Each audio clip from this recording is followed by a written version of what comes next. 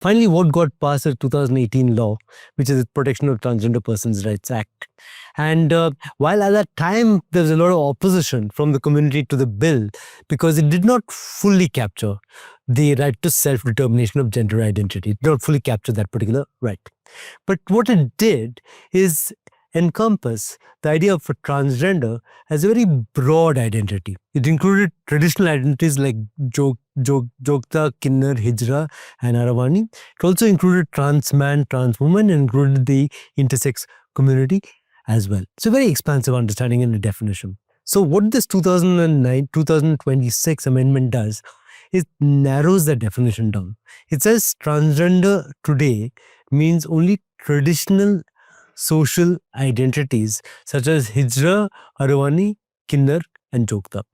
And they specifically say it does not include trans man and trans woman. So if what we see as the diversity of the transgender community is sought to be narrowed down, put within this frame of being a traditional identity. That's the fundamental problem. Because if you say rights flow from the law, and you're defining the beneficiaries so very narrowly, then it's a huge problem. As my friend Rumi often makes the point, that if you look at the trans male community, they don't have a traditional identity.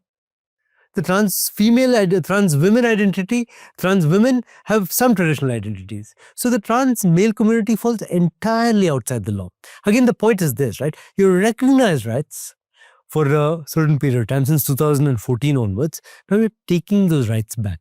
And rights once granted or recognized should not be allowed to be taken back. That's the fundamental problem we have. Again, think of it as younger people coming to the fore. Suddenly you're told that you're not a transgender person anymore because the law doesn't recognize you, because the only transgender people are traditional conventional identities.